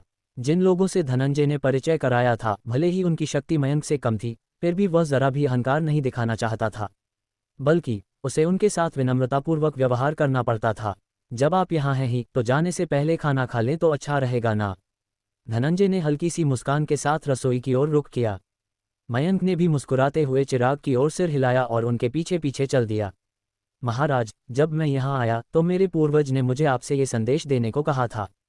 कई वर्षों से दिव्य देह प्रकट नहीं हुई है, और उस वर्ष जो असामान्य घटना हुई थी वह संभवतः महज एक असामान्य घटना थी और वास्तव में कोई दिव्य देह अवतरित नहीं हुई थी। इसलिए उन्हें उम्मीद है कि मकबरे का मामला सुलझाने के बाद आप जल्द ही राजवंश में लौट आएंगे और सम्राट को कुल के मामलों को संभालने में मदद करेंगे। मयंक ने कहा। बिना किसी कारण के आकाश में ऐसी असामान्य स्थिति क्यों प्रकट हुई? दरअसल मैं अपने पूर्वज के अथक प्रयासों को समझता हूँ। वे बस नहीं चाहते कि मैं इस जगह पर कष्ट भोगता रहूं, इसलिए वे चाहते हैं कि मैं शाही दरबार में वापस चला जाऊं। लेकिन आप भी यही देख रहे हैं, मैं यहाँ बहुत खुश हूँ, निश्चिंत और बेफिक्र। वैसे भी अगर मैं यहाँ रहने की जिद न करता तो नीले प्रांत में सम्राट का मकबरा मिलना नामुमकिन होता। धनंजय मुस्कुराते हुए बोला। ये सुनकर मयंक ने उसे और आग्रह नहीं किया। उसने केवल जिज्ञासा से पूछा, महाराज, क्या दिव्य शरीर वास्तव में इतना महत्वपूर्ण है? क्या आपके लिए इतने सुनसान स्थान पर प्रतीक्षा करना, अपना नाम छुपाकर कई वर्षों तक इस स्थान की रक्षा करना, केवल उस व्यक्ति के निशान खोजने के लिए सार्थक है? मेरे जियांग शाही वंश में हर किसी का खून सम्राट स्तर का है, और हाल के वर्षों में कई प्रतिभाशाली लोग भी सामने आए हैं। यदि उन्हें लगन से विकसित किया जाए तो शायद वे तथाकथित दिव्य शरीर से कमतर नहीं होंगे। हो, मयंक के सवालों का सामना करते हुए धनंजय ने पहले हल्की सी मुस्कान दी, फिर आगे कहा, मैं निश्चित रूप से नहीं कह सकता कि वह दिव्य शरीर कितना शक्तिशाली है। आखिरकार मैंने उसे स्वयं नहीं देखा है। दिव्य शरीरों से संबंधित सभी प्रकार के अभिलेख केवल अभिलेखों में ही मौजूद हैं। लेकिन उस वर्ष जब ईश्वर का शरीर अवतरण हुआ और जब हम नीले प्रांत की ओर जाने की तैयारी कर रहे थे, तब पूर्वज ने मुझसे एक वाक्य कहा, ईश्वर के शरीर को हर हाल में खोजना ही होगा, चाहे इसके लिए कितनी भी कीमत चुकानी पड़े। यदि मेरे वंश द्वारा दिव्य शरीर का उपयोग नहीं किया जा सकता है तो भविष्य में हमें जो सामना करना पड़ सकता है वह संभवतः वंश के विनाश की आपदा हो सकती है। उनकी हिम्मत कैसे हुई? चाहे उस व्यक्ति के पास दिव्य शरीर हो या न हो, 9 प्रांतों के महाद्वीप में जन्म लेने वाला व्यक्ति मेरे जियांग राजवंश का सदस्य है। क्या वे राजद्रोह और जघन्य अपराध करने की हिम्मत करेंगे और साथ ही निचले पद पर बैठे वरिष्ठों का अपमान करेंगे? वह व्यक्ति तो सीधे सीधे मौत को दावत दे रहा है। मयंक के चेहरे पर अविश्वास के भाव स्पष्ट थे। हो, दिव्य शरीर वाले लोग राजा की तरह व्यवहार करते हैं। वे किसी के अधीन रहना बिल्कुल नहीं चाहेंगे। यदि उन्हें बचपन में दया प्राप्त होती है, भले ही वह व्यक्ति उनके वंश के लिए उपयोगी न हो, फिर भी वे हृदय में कृतज्ञ रहेंगे। लेकिन अगर मेरा वंश उन पर दया नहीं करता, बल्कि अन्यायपूर्ण संसार के कारण उनके हृदय में घृणा और द्वेष पैदा करता है, तो वे निश्चित रूप से अराजक संसार को शांत करने और उस पर शासन करने का विचार करेंगे। और अगर वे 9 प्रांतों के महाद्वीप पर शासन करना चाहते हैं तो जियांग शाही वंश स्पष्ट रूप से उनके लिए सबसे बड़ी बाधा होगा। अगर आप दिव्य शरीर धारण करने वाले होते तो क्या आप उस बाधा को दूर कर देते? धनंजय ने मुस्कुराते हुए पूछा। ये दिव्य शरीर तो बहुत ही चिंताजनक है। इसके विकसित होने से पहले ही इसे क्यों न मार दिया जाए? मयंक की निगाहों में हत्या का भाव उमड़ रहा था। ये वाकई चिंताजनक है और पूर्वज ने भी पहले इस पर गंभीरता से विचार किया था। यदि दिव्य शरीर मिल जाए तो क्या उसे मार देना चाहिए या उसका विकास करना चाहिए? हालांकि अंततः उन्होंने विकास का विकल्प चुना, क्योंकि यदि कोई असाधारण प्रतिभा आपके सामने प्रकट हो जाए तो भला कौन ऐसे उत्तम अंकुर को नष्ट करना चाहेगा? धनंजय ने उदासीनता से मुस्कुराते हुए मयंक के कंधों पर थपथपाया और कहा, और हाँ, दिव्य शरीरों की शक्ति पर कभी संदेह मत करना। अगर तुम्हें सच में लगता है कि दिव्य शरीर हमारे सम्राट स्तरीय रक्त से हीन है, तो उस वर्ष की 9 रंगों वाली दिव्य बिजली को याद क्यों नहीं करते? मैं पूछना चाहता हूँ, शाही परिवार में किसके पास वह शक्ति है? ये धनंजय की बात सुनकर मयंक का चेहरा भी बदल गया। उसकी पहले की उग्र आंखें अब बेचैनी से झिलमिलाने लगीं। ऐसा इसलिए था क्योंकि वह उस रात के उस भयानक दृश्य को कभी नहीं भूल सकता था। 9 रंगों वाली दिव्य बिजली से निकली विनाशकारी आभा ने पूरे महाद्वीप को घेर लिया था। उस आभा के बारे में अगर वह अभी भी सोचे तो उसे डर लगेगा। उस समय यहाँ तक कि मार्शल कला में निपुणता प्राप्त कर चुके व्यक्ति को भी चिंता थी कि क्या 9 रंगों वाली दिव्य बिजली से महाद्वीप यूं ही नष्ट हो जाएगा या नहीं। इसलिए बाद में धनंजय के निर्देशों के अनुसार मयंक ने जियांग वंश की सेना को रुद्रवंश के क्षेत्र में स्थानांतरित कर दिया और उन्होंने व्यक्तिगत रूप से सम्राट के मकबरे के प्रवेश द्वार की रक्षा की। जहां तक चिराग की बात है, वह तेजस राजकुमार के महल में लौट आया और तेजस राजकुमार के महल का स्वामी बन गया। वह खबर निस्संदेह सनसनीखेज थी। राजकुमार के महल में जिस गद्दार का हाल ही में लगभग सिर कलम कर दिया गया था, वह पलक झपकते ही महल का स्वामी बन गया। ये वाकई बेहद चौंकाने वाला था। लेकिन जैसे ही उन्हें याद आया कि चिराग का समर्थन करने वाले जियांग राजवंश के लोग थे, उनका सदमा पहले जैसा नहीं रहा। बल्कि उन्हें लगा कि प्रणव बहुत दयनीय है। ये बेहद दुखद है कि उसने एक ऐसे व्यक्ति को नाराज कर दिया जिसे उसे नाराज नहीं करना चाहिए था। न केवल उसने महल के स्वामी का पद खो दिया, बल्कि उसकी जान भी नहीं बची और उसका पूरा सिर कुचलकर फट गया। जिस प्रकार नीले प्रांत में बड़े परिवर्तन हुए, उसी प्रकार कई दिनों की यात्रा के बाद रुद्र आत्मा प्रांत से होते हुए किन प्रांत की भूमि में प्रवेश कर गया। हालांकि महाद्वीप को 9 प्रांतों में विभाजित किया गया था, लेकिन इन 9 प्रांतों का क्षेत्रफल अलग अलग था। निस्संदेह नीला प्रांत 9 प्रांतों में सबसे छोटा था। आत्मा प्रांत बहुत बड़ा था, लेकिन कहा जाता था कि किन प्रांत 9 प्रांतों में सबसे विशाल क्षेत्रफल वाला प्रांत था। अपनी यात्रा में जल्दबाजी के कारण रुद्र ने पर्याप्त भोजन तैयार नहीं किया था। परिणामस्वरूप कई दिनों की यात्रा के बाद रुद्र का पेट भूख से गुड़गुड़ा रहा था और उसके लिए आगे बढ़ना बहुत मुश्किल हो गया था। वह अपनी उड़ने की गति कम करने के लिए मजबूर हो गया। वह नीचे ऐसी जगह खोजना चाहता था जहां उसका पेट भर सके, और वहां पहुंचकर वह 1000 राक्षसों के पर्वत की दिशा के बारे में भी पूछताछ करना चाहता था। हाँ, आखिरकार मुझे एक छोटा सा कस्बा मिल ही गया। अरे, ये तो ठीक नहीं है। इतने सारे लोग वहां क्यों जमा हैं? रुद्र के सामने एक छोटा सा कस्बा दिखाई दिया। दूर से देखने पर रुद्र ने पाया कि उस छोटे कस्बे में एक विशाल हवेली के बाहर बहुत सारे लोग जमा थे। वे लोग एक लंबी कतार में खड़े थे, मानो किसी चीज को लेने आए हों। चूंकि रुद्र पहली बार उस स्थान पर आया था, इसलिए अनावश्यक परेशानियों से बचने के लिए उसने अपनी शक्तिशाली साधना का प्रदर्शन नहीं किया, बल्कि वह चुपके से आकाश से उतरा और फिर कस्बे में चला गया। इस बार रुद्र ने पाया कि यह सचमुच एक साधारण सा छोटा कस्बा था। यह उस लीनिंग माउंटेन टाउन से भी कहीं बदतर था जहां उसका रुद्रवंश पहले रहता था। इस कस्बे में अधिकतर आम लोग रहते थे और यहाँ एक भी रेस्तरां नहीं था। हालांकि कस्बे में एक विशाल हवेली थी। उसी क्षण सैकड़ों नागरिक एक विशालकाय अजगर की तरह कतार में खड़े हो गए। वे भोजन इकट्ठा करने के लिए उस विशाल हवेली के दरवाजों के बाहर जमा हो गए। आहा, ललितेश्वर सचमुच एक अच्छे इंसान हैं। वे हम जैसे गरीबों को हर महीने भोजन देते हैं। इस साल कई प्राकृतिक आपदाएं आईं और खाद्य उत्पादन में भारी कमी आई। अगर ललितेश्वर ने हमें भोजन उपलब्ध कराकर हमारी मदद न की होती, तो मुझे डर है कि हम भूख से मर चुके होते। नागरिकों की बातचीत से रुद्र को पता चला कि यहाँ मुफ्त भोजन बांटा जा रहा था, और ललितेश्वर के निवास को देखकर भले ही वह सोने और जैद से जगमगाता न हो, फिर भी वह एक धनी व्यक्ति प्रतीत होता था। कम से कम उनका निवास अन्य नागरिकों के घास फूस के घरों से कहीं अधिक मजबूत था। इसका मतलब यह था कि ललितेश्वर के घर में भले ही उनके पास शानदार पकवान न हो, फिर भी चिकन, बत्तख, मछली आदि जैसे स्वादिष्ट भोजन उपलब्ध थे। इसलिए रुद्र ने कतार में लगने की बजाय अनगिनत लोगों की अलग अलग और अजीब निगाहों से घिरे हुए ली हवेली के दरवाजों की ओर कदम बढ़ाया। रुको, खाना लेने के लिए तुम्हें लाइन में लगना होगा। तुम्हें लाइन तोड़ने की इजाज़त किसने दी? ये देखकर कई लंबे चौड़े शरीर वाले रक्षकों ने रुद्र की ओर इशारा करते हुए चिल्लाया। उन कई बलवान पुरुषों के पास आत्मिक क्षेत्र के द्वितीय स्तर की साधना थी। यद्यपि उनकी साधना अत्यंत निम्न स्तर की थी, फिर भी उन नागरिकों की तुलना में काफ़ी अच्छी थी जिनके पास कोई साधना नहीं थी। मैं यहाँ खाना लेने नहीं आया हूँ, मैं यहाँ खाना खरीदने आया हूँ, रुद्र ने हल्की मुस्कान के साथ कहा।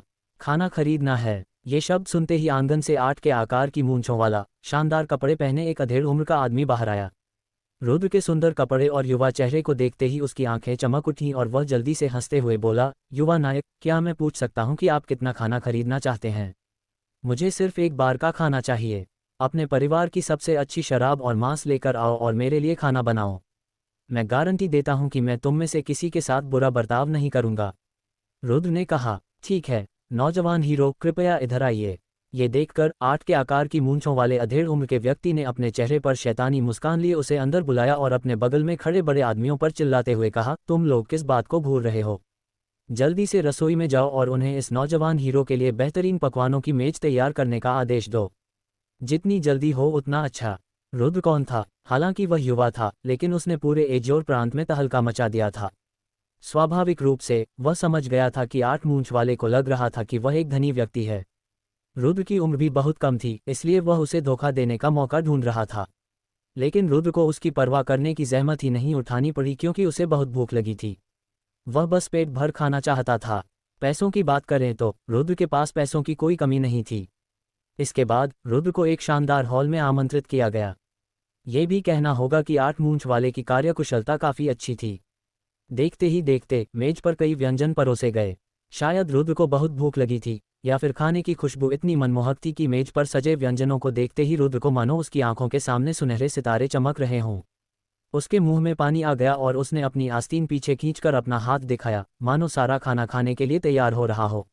रुको! लेकिन तभी 8 आकार की मूंछों वाले ने अचानक बोलना शुरू किया। वह हंसते हुए रुद्र से बोला, युवा नायक, ऐसा नहीं है कि मुझे तुम पर विश्वास नहीं है, लेकिन इस स्वादिष्ट भोजन की मेज पर काफ़ी सामग्रियां खर्च हो चुकी हैं। आमतौर पर मेरे परिवार का मुखिया इतना खर्चीला नहीं होता, इसलिए अगर तुम इसके बराबर कुछ नहीं ला सकते तो वापस जाकर मैं कोई अच्छा बहाना नहीं दे पाऊंगा। धत तेरे की! रुद्र गुस्से से भड़क उठा। तुम्हें क्या लगता है कि मेरे पास तुम्हारा खाना खाने के लिए पर्याप्त नहीं है? रुद्र ने कमर पर टंगे विश्व बैग की ओर हाथ बढ़ाया और यूं ही उसमें से कुछ निकालकर 8 आकार की मूंछ वाले को अचंभित करने की कोशिश की। अरे बाप रे! हालांकि यह एक मामूली सी बात लग रही थी, लेकिन रुद्र का चेहरा बदल गया, क्योंकि उसने हैरानी से देखा कि उसके विश्व बैग में विश्व आत्मा कंपास और कुछ अन्य सहायक उपकरणों के अलावा कुछ भी नहीं था। यहाँ तक कि एक सिक्का भी नहीं था। उसी क्षण रुद्र को याद आया कि जब वह 1000 बोन ग्रेवयार्ड में था तो उसने अपने विश्व बैग को व्यवस्थित किया था। उसने जो चीजें उसे बेकार लगती थीं उन्हें जहांगीर को सौंप दिया था, और अपने लिए छोड़ी गई सभी गंभीर औषधियां और अन्य चीजें साधना के दौरान उपयोग हो चुकी थीं। फिलहाल रुद्र के पास खाने के बदले उतनी ही कीमत की कोई वस्तु निकालने की क्षमता नहीं थी। आखिर जो कुछ उसने पीछे छोड़ा था वो सब उसकी ज़रूरत की चीज़ें थीं, और वो सभी अनमोल थीं। वैसे तो 8 मूंछों वाले को ये देना बहुत मुश्किल होता, और अगर वो निकाल भी लेता तो शायद वो उसे पहचान ही न पाता। मैं कहता हूँ नौजवान हीरो, तुम खाकर भागने की योजना तो नहीं बना रहे हो ना? ये देखकर 8 आकार की मूंछों वाले ने अपनी नज़रें तिरछी कर लीं। पहले वाली दयालु मुस्कान पूरी तरह गायब हो गई और उसकी जगह एक गहरी क्रूरता झलक रही थी। उसी समय कई बड़े बड़े आदमी भी बाहर से अंदर आ गए। उनके हाव भाव देखकर ऐसा लग रहा था मानो वे रुद्र पर हमला करना चाहते हों। उस पल रुद्र भी गुस्से से आग बबूला हो गया। उसने अपनी पहचान, अपनी ताकत के बारे में सोचा। फिर भी भिखारियों का वह समूह उसे नीचा दिखा रहा था। रुद्र के मन में सबसे पहला ख्याल आया कि वह हाथ उठाकर एक जोरदार मुक्का मारे और उनकी छत उड़ा दे, ताकि वे उसकी ताकत देख सकें और अपनी गलती का एहसास कर सकें। लेकिन गहराई से सोचने पर रुद्र को एहसास हुआ कि उसका रवैया वाकई अनुचित था। बिल चुकाने के लिए पैसे न होना एक हकीकत थी, और इस समस्या को हल करने के लिए बल प्रयोग करना बिल्कुल भी उचित नहीं था। हालांकि रुद्र किसी से डरता नहीं था, लेकिन वह कोई ऐसा दुष्ट व्यक्ति नहीं था जो सिर्फ अपराध करता हो। स्वाभाविक रूप से वह कमजोरों पर अत्याचार करते हुए इस तरह का दबंग और अहंकारी व्यवहार नहीं कर सकता था। तुम सब क्या कर रहे हो? तभी हॉल के बाहर से एक बूढ़े आदमी की तीखी आवाज़ सुनाई दी। उसके बाद 60 साल का एक बूढ़ा आदमी अंदर आया। उस बूढ़े आदमी ने बहुत पुराने कपड़े पहने हुए थे और उसका रूप रंग भी बहुत मैला कुचैला था। वह सचमुच एक ऐसे बूढ़े आदमी जैसा लग रहा था जो रात में समय बताने के लिए घंटियां बजाता घूमता हो। हालांकि जब वह बूढ़ा आदमी प्रकट होता था, चाहे वह 8 मूंछों वाला हो या कई बड़े बड़े आदमी, वे सब तुरंत विनम्र हो जाते थे। हे भगवान, ये आदमी तो बस खाकर भागना चाहता है। जाहिर है 8 के आकार की मूंछों वाला आदमी उस बूढ़े आदमी से बहुत डरा हुआ था, इसलिए वह जल्दी से उसके पास जाकर समझाने लगा। उसी क्षण रुद्र को आखिरकार पता चला कि वह बूढ़ा व्यक्ति, जो देखने में किसी खास व्यक्ति जैसा नहीं लग रहा था, वास्तव में इस विशाल निवास का स्वामी था, ललितेश्वर, जिसके बारे में नागरिकों का कहना था कि वह दयालु था और अपनी संपत्ति दूसरों के लिए दान करना पसंद करता था। सचमुच, तथाकथित जो लोग आते हैं वे मेहमान हैं। ये तो बस एक ही भोजन है, तो क्या वाकई पैसे मांगने और यहाँ तक कि उस पर हमला करने की कोई ज़रूरत है? तुम इस मेहमान से माफ़ी क्यों नहीं मांग रहे हो? हालांकि 8 आकार की मूंछों वाले की व्याख्या सुनने के बाद ललितेश्वर और भी क्रोधित हो गए और उन्होंने उनके सिर की ओर इशारा करते हुए उन्हें कड़ी फटकार लगाए। ऐसी स्थिति में 8 आकार की मूंछ वाले और अन्य बड़े आदमियों के पास रुद्र से एक एक करके माफी मांगने के अलावा कोई चारा नहीं था। दूसरी ओर इससे रुद्र को थोड़ा बुरा लगा। मित्र, तुम यहाँ के मूल निवासी तो नहीं हो ना? तुम कहाँ जा रहे हो? ललितेश्वर रुद्र के बगल में बैठ गए और मुस्कुराते हुए पूछा। रुद्र ने खुद को रोकना छोड़ दिया और सब कुछ चट करते हुए खाना खाने लगा। ललितेश्वर के पूछने पर ही उसने तेल से सना हुआ अपना मुंह पोंछा और कहा, मैं यहाँ का मूल निवासी नहीं हूँ। मैं स्पिरिट प्रांत से आया हूँ और 1000 मॉन्स्टर माउंटेन जाना चाहता हूँ। क्या? 1000 मॉन्स्टर माउंटेन? 1000 monster mountain? ये 3 शब्द सुनते ही न केवल ललितेश्वर बल्कि वहां मौजूद लगभग सभी लोगों के चेहरे डर से कांपने लगे। ललितेश्वर का शरीर भी लड़खड़ा गया और वे लगभग कुर्सी से गिर ही गए थे। अगर रुद्र ने फुर्ती और तेज निगाहों से उन्हें न पकड़ा होता तो वे निश्चित रूप से अपने चारों हाथ पैर आसमान की ओर करके गिर पड़ते। मित्र, मैंने गलत तो नहीं सुना? तुमने कहा था कि तुम 1000 मॉन्स्टर माउंटेन पर जाना चाहते हो। ललितेश्वर के चेहरे पर हैरानी के भाव थे और उनकी निगाहों में जिज्ञासा और भय दोनों झलक रहे थे। आखिर वो किसी इंसान को कैसे देख रहे थे? वो तो बस एक राक्षस को देख रहे थे। ललितेश्वर और वहां मौजूद लोगों की प्रतिक्रियाओं से रुद्र ने अनुमान लगाया कि संभवतः 1000 मॉन्स्टर माउंटेन एक अज्ञात भूमि या निषिद्ध क्षेत्र था। इसलिए एक चतुर विचार के साथ उसने कहा, सच कहूं तो मैं बिना कुछ छिपाए एक मार्शल कल्टीवेटर हूं। जब मैं एजोर प्रांत में था तब मैंने सुना कि किन प्रांत में स्थित 1000 मॉन्स्टर माउंटेन एक अनोखी जगह है और मार्शल कल्टीवेशन के लिए बहुत लाभकारी है। इसलिए एक लंबी और कठिन यात्रा करके मैं यहाँ आया हूँ क्योंकि मैं 1000 मॉन्स्टर माउंटेन की महिमा का अनुभव करना चाहता था। मार्शल कल्टीवेटर, तुम्हारे जैसे छोटे बच्चे। हालांकि मार्शल कल्टीवेटर, ये 2 शब्द सुनते ही 8 आकार की मूंछ वाले और बाकी बड़े आदमियों ने तुरंत तिरस्कार भरी निगाहों से देखा। जाहिर है उन्हें विश्वास नहीं था कि रुद्र एक मार्शल कल्टीवेटर है। मित्र, मुझे नहीं पता कि 1000 मॉन्स्टर माउंटेन मार्शल कला साधना के लिए कितना लाभकारी है, लेकिन 1000 मॉन्स्टर माउंटेन मनुष्यों के लिए एक वर्जित भूमि है। ये राक्षसी जीवों की दुनिया है। राजकुमार के महल ने एक बार आदेश दिया था कि किसी भी शक्ति या व्यक्ति को बिना अनुमति के 1000 मॉन्स्टर माउंटेन में प्रवेश करने की अनुमति नहीं है। अन्यथा यदि उन्होंने 1000 मॉन्स्टर माउंटेन में रहने वाले भयानक जीवों को क्रोधित किया तो एक भयंकर युद्ध छिड़ जाएगा। ललितेश्वर ने गंभीर स्वर में याद दिलाया, क्योंकि उन्हें गहरा भय था कि रुद्र को अच्छे बुरे का ज्ञान नहीं है और वह 1000 मॉन्स्टर माउंटेन में प्रवेश कर जाएगा। प्रतिष्ठित राजकुमार का महल, क्या वे किन प्रांत के शासक हैं? रुद्र ने उत्सुकता से पूछा। मित्र, ऐसा लगता है कि तुम सचमुच पहली बार किन प्रांत आए हो और तुम्हें इसके बारे में कुछ भी पता नहीं है। ये देखकर बूढ़ा व्यक्ति पहले तो चौंक गया, फिर बाद में उसने विस्तार से समझाया। प्रतिष्ठित राजकुमार का महल मूल रूप से प्रतिष्ठित विला कहलाता था और यह मेरे किन प्रांत की सर्वोपरि शक्ति है। चून की प्रतिष्ठित विला दिन प्रतिदिन मजबूत होता गया और किन प्रांत के मूल शासक थिक ग्राउंड ग्रास प्रिंस के महल से भी आगे निकल गया, इसलिए राजवंश ने थिक ग्राउंड ग्रास प्रिंस के महल से सत्ता छीन ली और किन प्रांत का प्रबंधन प्रतिष्ठित विला को सौंप दिया। ललितेश्वर की बातें सुनकर रुद्र को भी प्रतिष्ठित विला की शक्ति का अंदाजा हो गया। अपने विकास के बल पर राजवंश के मान्यता प्राप्त शासक से आगे निकल जाना ये दर्शाता है कि प्रतिष्ठित विला के पास वाकई कुछ खास तकनीकें थीं। कम से कम लियांग विद्यालय तो ऐसा करने में असमर्थ था। 1000 मॉन्स्टर माउंटेन के विशालकाय जीव सचमुच इतने शक्तिशाली हैं? क्या सबसे शक्तिशाली शरीर भी उन्हें चुनौती देने की हिम्मत नहीं करते? रुद्र ने 1000 मॉन्स्टर माउंटेन के बारे में और अधिक जानकारी जुटाने का प्रयास किया।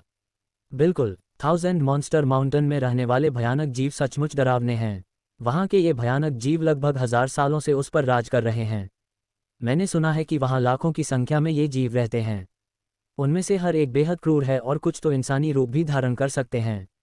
खासकर 1000 मॉन्स्टर माउंटेन में स्थित 4 महान राक्षस राजाओं की उनके पास अत्यंत शक्तिशाली शक्ति है और यहाँ तक कि प्रतिष्ठित राजकुमार के महल का स्वामी भी उनसे डरता है। लेकिन सौभाग्य से उनकी गतिविधियां 1000 मॉन्स्टर माउंटेन की सीमा के भीतर ही सीमित रहती हैं, अन्यथा किन राजकुमार के नागरिकों को दुर्भाग्य का सामना करना पड़ता।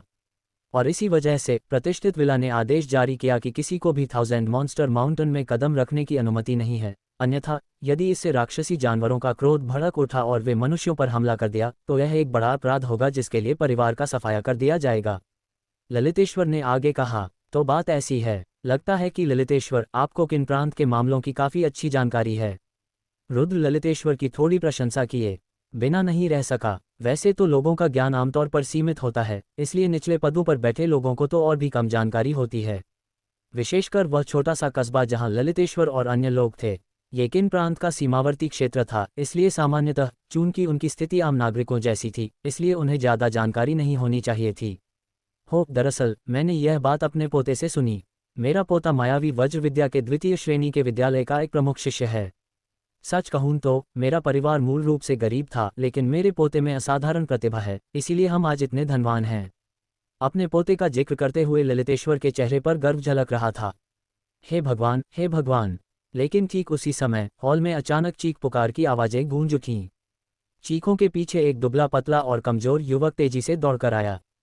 तो ये राजेंद्र है, क्या हुआ, इतनी जल्दी में क्यों हो? ललितेश्वर ने मुस्कुराते हुए पूछा जब उन्होंने आने वाले व्यक्ति को देखा। इससे पता चलता था कि वे महल के नौकरों के साथ काफी अच्छा व्यवहार करते थे। यह मायावी वज्र विद्यालय का पत्र है। राजेंद्र नामक व्यक्ति ने पत्र सौंप दिया। यह मेरा पोता है। उसी क्षण ललितेश्वर अत्यंत प्रसन्न हुए। पत्र लेते ही उन्होंने बड़ी कुशलता से उसे फाड़कर खोला और प्रसन्नता से भरे चेहरे के साथ उसे पढ़ने लगे। हालांकि रुद्र ने देखा कि ललितेश्वर का चेहरा धीरे धीरे विकृत होता जा रहा था। पहले वह थोड़ा पीला पड़ गया, फिर थोड़ा नीला हो गया, अंत में वह थोड़ा बैंगनी हो गया और उनका शरीर कांपने लगा। अंत में उनका शरीर एक तरफ झुक गया और वे बेहोश हो गए। ललितेश्वर जी, आप ठीक हैं? सौभाग्यवश रुद्र ने हाथ बढ़ाकर उन्हें कुर्सी पर बिठा दिया। ये दृश्य देखकर ली हवेली के लोग भी भयभीत हो गए और वे जल्दी से ये देखने के लिए दौड़ पड़े कि ललितेश्वर जी को क्या हुआ है। दूसरी ओर रुद्र ने ललितेश्वर द्वारा फर्श पर गिराए गए पत्र को उठाया। उसे पढ़ने के बाद रुद्र को सामान्य तौर पर घटना की स्थिति और ललितेश्वर के बेहोश होने का कारण समझ में आ गया। वह पत्र उनके पोते ने नहीं भेजा था, उसे उनके पोते के सबसे करीबी दोस्त ने गुप्त रूप से मायावी वज्र विद्यालय से भेजा था। पत्र का सार ये था कि ललितेश्वर के पोते ने गलती से मायावी वज्र विद्यालय के युवा प्रधानाध्यापक को नाराज कर दिया था। फिलहाल वह जेल में बंद है और उसका मित्र आशा करता है कि ललितेश्वर उसे छुड़ाने का कोई उपाय निकालेंगे। लेकिन एक गरीब परिवार में जन्मे ललितेश्वर में अपने पोते को कैद से छुड़ाने की ताकत कैसे आ सकती थी? उनके पास जो भी धन दौलत थी वह सब उनके पोते की देन थी। इसके अलावा उनके लिए मायावी वज्र विद्यालय एक अछूत विशालकाय राक्षस जैसा था। वे उसके बारे में मात्र सोचकर ही डर जाते थे। अपने पोते को बचाने के लिए ऐसी जगह जाने की तो बात ही छोड़िए। इसलिए ललितेश्वर को ये खबर सुनकर बेहोश हो जाने के लिए दोषी नहीं ठहराया जा सकता था, क्योंकि उनके लिए ये सचमुच आसमान में बिजली गिरने जैसा था। एक भयानक दुर्स्वप्न। ओह, ललितेश्वर के पोते का नाम क्या है? रुद्र ने 8 के आकार की मूंछों वाले आदमी से पूछा। ये किस लिए है? 8 आकार की मूंछ वाले ने सतर्कता से रुद्र की ओर देखा। मैं आपसे उसका नाम पूछ रहा हूँ। रुद्र की पुतलियां सिकुड़ गईं और उसकी आंखों में एक ठंडी चमक दिखाई दी। 8 के आकार की मूंछ वाला व्यक्ति रुद्र की निगाहों से भयभीत हो गया। झट से वह बेजान होकर जमीन पर बैठ गया। कुछ भी छुपाने की हिम्मत न करते हुए उसने कांपती हुई आवाज में कहा, वह उसका नाम दमन है। मायावी वज्र विद्यालय किधर है? रुद्र ने फिर पूछा और 8 आकार की मूंछ वाले ने उसे मायावी वज्र विद्यालय की दिशा के साथ साथ वहां से वहां की दूरी भी बता दी। सब कुछ सुनने के बाद रुद्र तेजी से कदम बढ़ाते हुए चला गया। ली परिवार के नौकरों के चेहरे हैरानी से भरे हुए थे, क्योंकि उन्हें समझ नहीं आ रहा था कि इतनी कम उम्र का ये युवक ऐसी बातें क्यों पूछ रहा है। दूसरी ओर 8 के आकार की मूंछों वाला आदमी वहीं बेसुध बैठा रहा और काफी देर तक होश में नहीं आया। वह रुद्र की निगाहों से पैदा हुए खौफ में डूबा हुआ था। रुद्र ने उन चीजों के बारे में क्यों पूछा? इसका कारण स्वाभाविक रूप से ललितेश्वर की मदद करना था। रुद्र को यह स्पष्ट था कि ललितेश्वर एक अच्छे इंसान थे, वास्तव में एक अच्छे इंसान, और पूरे शहर के नागरिक भी इस बात से सहमत थे। 1000 मॉन्स्टर माउंटेन के बारे में बताने के अलावा उसने उसे भोजन भी कराया। अपनी सद्भावना और असाधारण चरित्र के कारण रुद्र को लगा कि उसकी मदद करना उसका कर्तव्य है। मायावी वज्र विद्यालय वास्तव में ललितेश्वर परिवार से ज्यादा दूर नहीं था। आम नागरिकों को अगर गाड़ी से जाना होता तो कई दिन लग जाते, लेकिन रुद्र की तेज गति के कारण उसे सिर्फ आधा दिन ही लगा।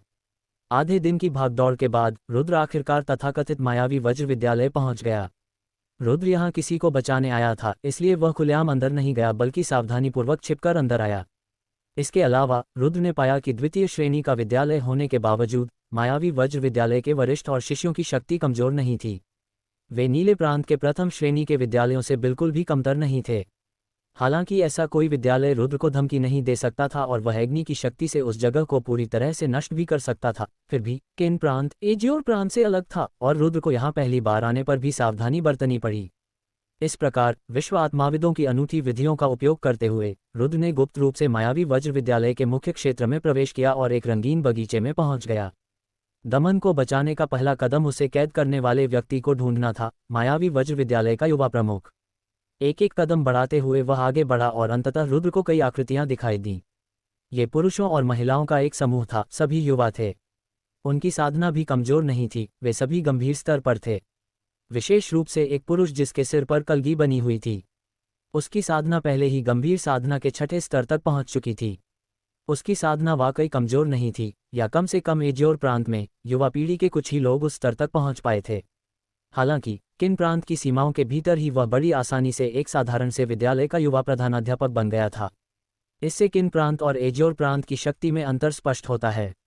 उस क्षण रुद्र ने मूल रूप से दमन के बारे में पूछने से पहले युवा विद्यालय प्रमुख को सबक सिखाने के लिए तुरंत ऊपर जाने की इच्छा जताई, लेकिन उनकी बातचीत का विषय सुनने के बाद रुद्र अपनी ऐसी इच्छाओं को रोक नहीं सका, क्योंकि उनकी बातचीत के दौरान रुद्र ने संवेदनशील 3 शब्द सुने, 1000 मॉन्स्टर माउंटेन। मैंने कभी सोचा भी नहीं था कि इतने लंबे समय तक छिपे रहने के बाद भी प्रतिष्ठित विला इसे बर्दाश्त नहीं कर पाएगा और वे 1000 मॉन्स्टर माउंटेन पर हमला शुरू कर देंगे। हाँ, कहावत है ना, एक पहाड़ पर 2 बाघ नहीं रह सकते, एक प्रांत में 2 राजा नहीं रह सकते। हालांकि 1000 मॉन्स्टर माउंटेन के विशालकाय जीव किन प्रांत की विभिन्न शक्तियों के मामलों में दखल नहीं देते और वे केवल अपने छोटे से क्षेत्र में ही रहते हैं, फिर भी किन प्रांत का शासक प्रतिष्ठित विला स्वाभाविक रूप से अपने क्षेत्र में ऐसे जीवों के समूह को नहीं रखना चाहेगा जिन पर उसका कोई नियंत्रण नहीं है। इसलिए 1000 मॉन्स्टर माउंटेन के साथ युद्ध शुरू होना तो तय था, और यही वर्तमान स्थिति कोई अजीब बात नहीं है। लेकिन यह मानना पड़ेगा कि प्रतिष्ठित विला के पास कुछ तरीके तो हैं। उन्होंने दरअसल एक विवाह समारोह आयोजित किया और असाधारण प्रतिभा वाली सभी खूबसूरत लड़कियों को चुन लिया।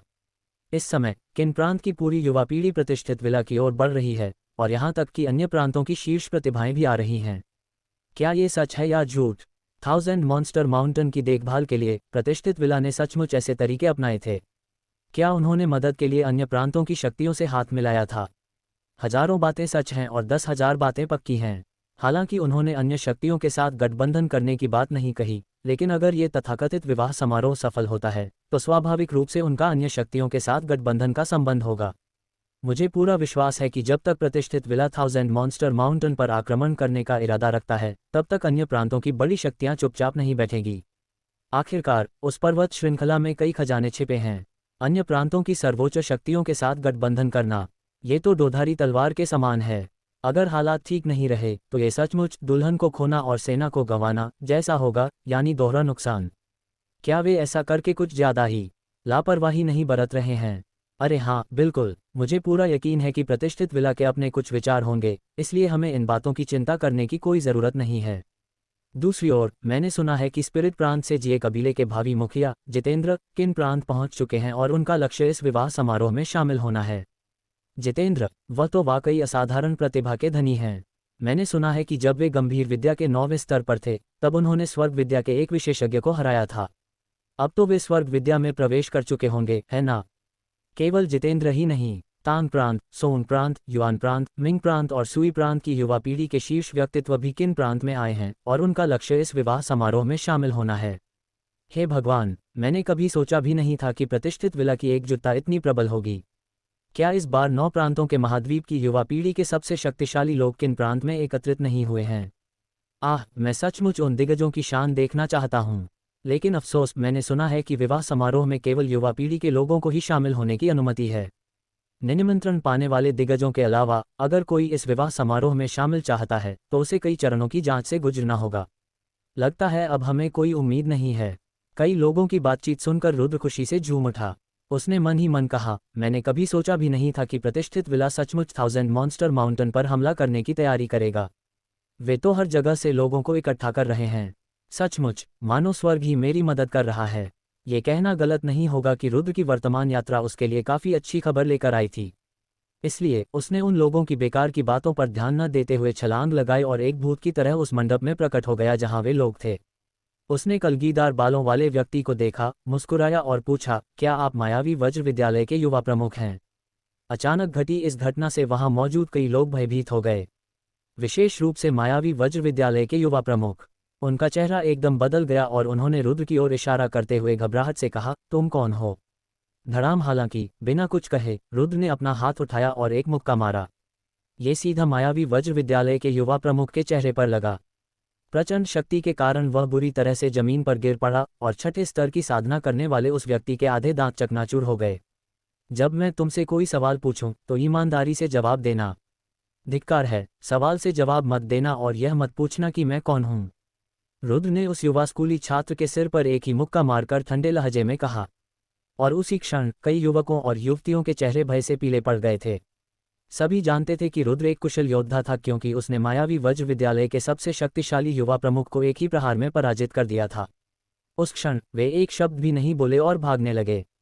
हालांकि रुद्र के एक विचार से उसने अपनी धूसर रंग की आत्मिक संरचना फैलाई और सभी को अपने भीतर समा लिया। भागने की इच्छा तो दूर, उनकी आवाज भी नहीं फैल सकी।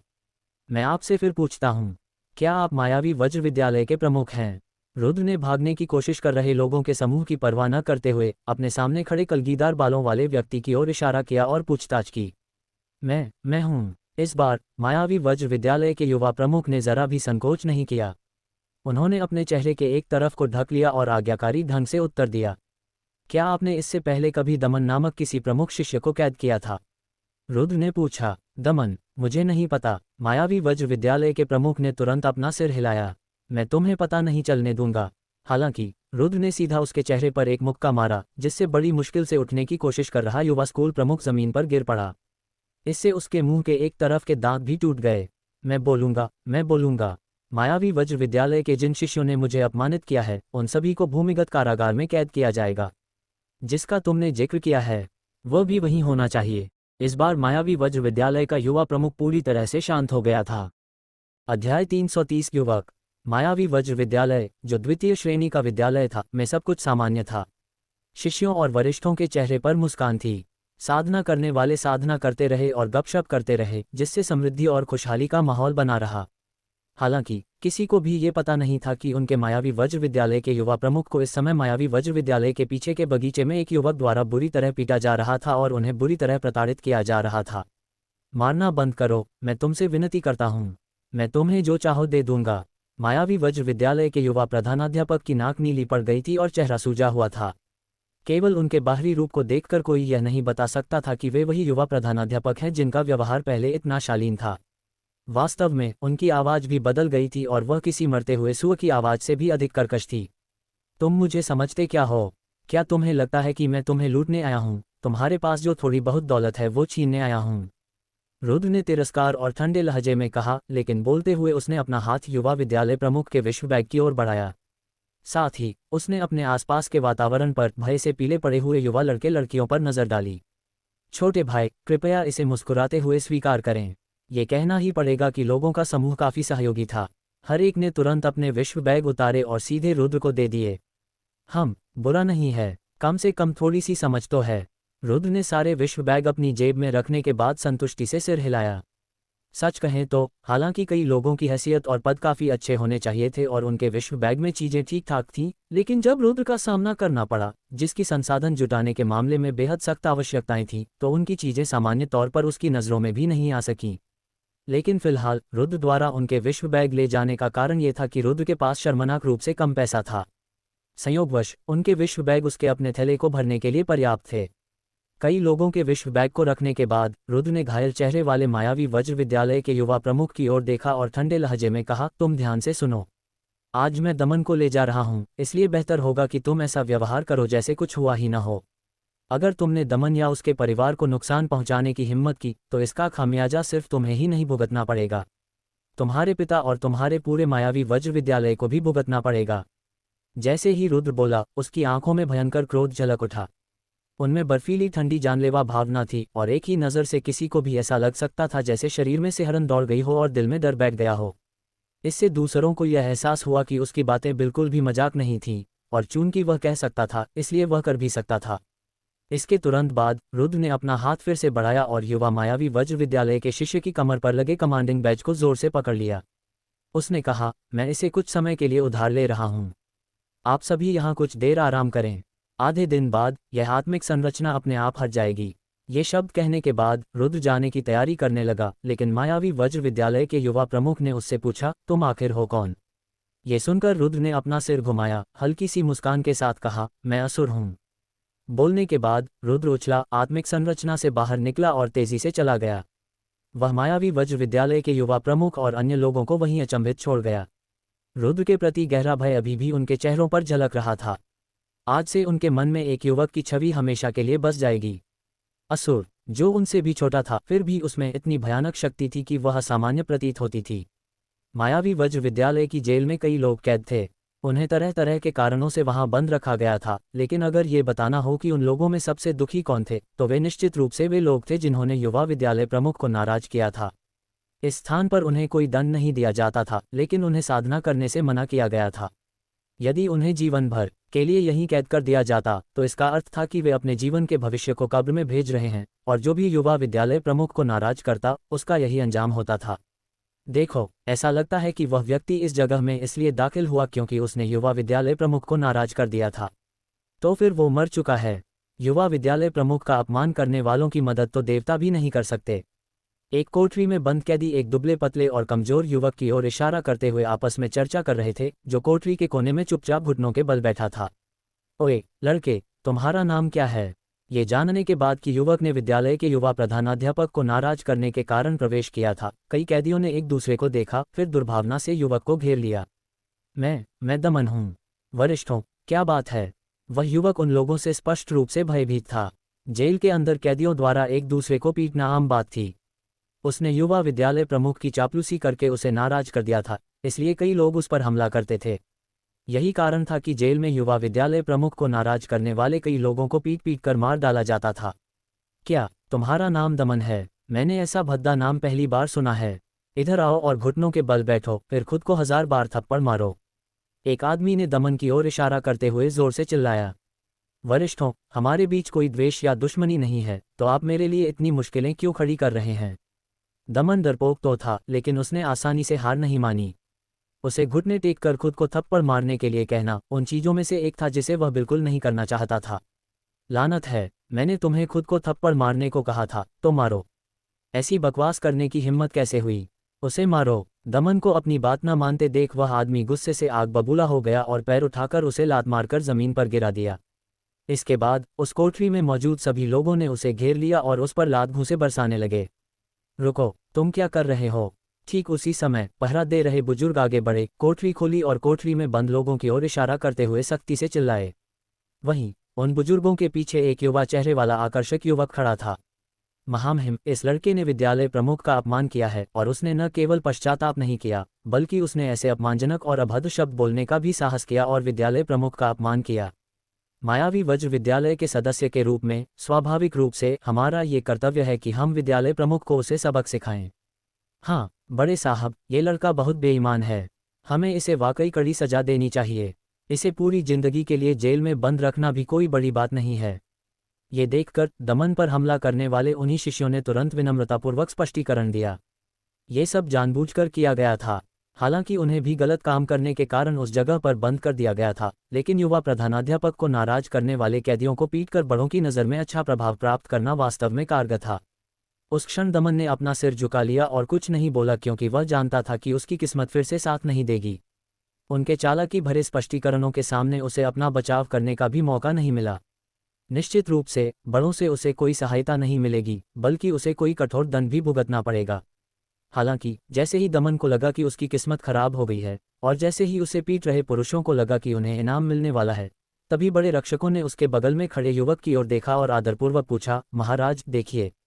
यह रुद्र ने हल्की सी मुस्कान बिखेरी और फिर कहा, विद्यालय प्रमुख ने कहा है, जो भी दमन पर हमला करने की हिम्मत करेगा उसके हाथ पैर तोड़ दिए जाएंगे।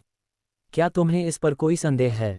बोलते ही रुद्र ने अपनी हथेली पलटी और प्रमुख का आदेश चिन्ह उसकी हथेली पर प्रकट हो गया। जी सर। कमांडिंग बैज देखते ही सभी वरिष्ठों ने तुरंत अपने हौसले बुलंद कर लिए और अब वे जरा भी संकोच करने की हिम्मत नहीं कर रहे थे।